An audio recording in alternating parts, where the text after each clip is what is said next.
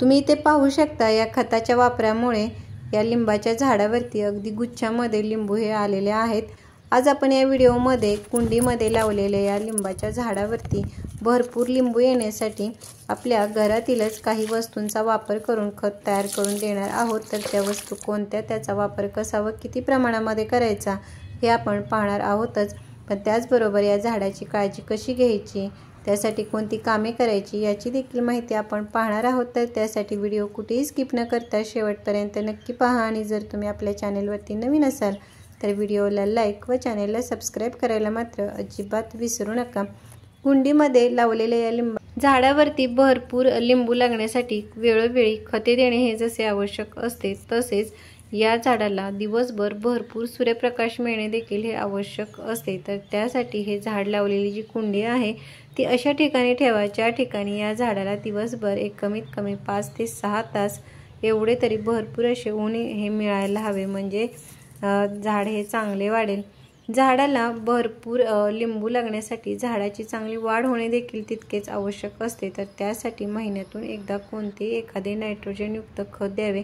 तर आज आपण या शेणखताचा वापर हा करणार आहोत। शेणखताचा जेव्हा तुम्ही खत म्हणून वापर करता तेव्हा ते नेहमी जुने आणि चांगले कुजलेले असे घ्यावे, म्हणजे झाडाला चांगला असा हा फायदा होईल। शेणखतामध्ये हे नायट्रोजनचे प्रमाण भरपूर असते, त्यामुळे झाडाची वाढ ही चांगली होतेच, पण झाडावरती खूप सारे नवीन फुटवे येतात, नवीन फांद्या तयार होतात। झाडावरती जेवढ्या जास्ती फांद्या असतात तेवढीच त्या झाडावरती फुले, लिंबू ही जास्ती लागण्यासाठी ही मदत होते।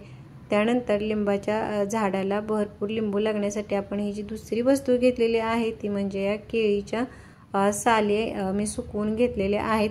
केळीच्या साली या झाडांसाठी फुले आणि लिंबू लागण्यासाठी अतिशय उपयुक्त अशा आहेत, कारण भरपूर लिंबू लागण्यासाठी ज्या घटकांची, पोषक तत्वांची म्हणजे पोटॅशियम, फॉस्फरस यासारखे जे घटक आहेत ते या केळीच्या सालीमध्ये हे मुबलक प्रमाणामध्ये असतात। त्यामुळे याचा वापर खत म्हणून केला तर झाडावरती भरपूर फुले, लिंबू लागण्यासाठी ही मदत होते। तुमच्याकडे जर केळीच्या साली नसतील तर तुम्ही बटाट्याच्या सालींचा देखील हा वापर करू शकता। बटाट्याच्या सालीमध्ये देखील हे घटक जास्ती प्रमाणामध्ये असतात।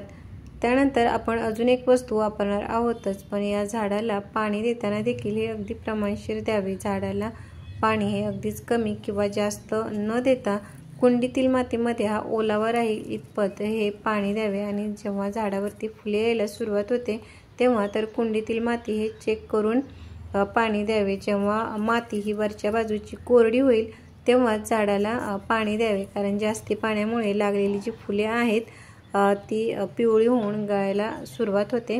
त्यामुळे नेहमी पाणी हे चेक करूनच द्यावे। आता आपण ही जी तिसरी वस्तू खत म्हणून वापरणार आहोत ती म्हणजे ही अंड्याची टरफले आहेत।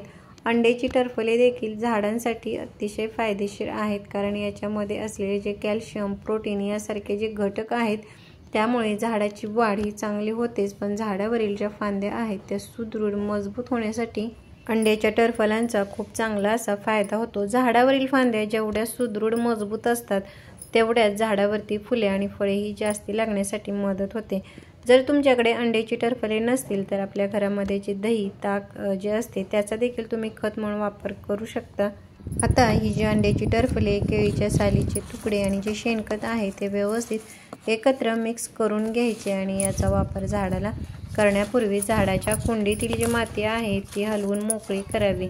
झाडाच्या कुंडीतील माती अशा प्रकारे हलवून मोकळी केल्यामुळे माती ही भुसभुशीत राहते आणि अशा मातीमध्ये आपली खते व्यवस्थित मिक्स होतात आणि त्याच्यातील जी पोषक तत्वे आहेत ती झाडांच्या मुळापर्यंत व्यवस्थित पोहोचली जातात। त्याचबरोबर अशा मातीमध्ये आपली झाडे देखील ही चांगली वाटतात, कारण भुसभुशीत मातीमध्ये ऑक्सिजन खेळता राहतो। झाडांच्या मुळापर्यंत ऑक्सिजन पोहोचल्यामुळे झाडांच्या मुळांची चांगली वाढ होते, साहजिकच आपले झाड देखील हे वाढते।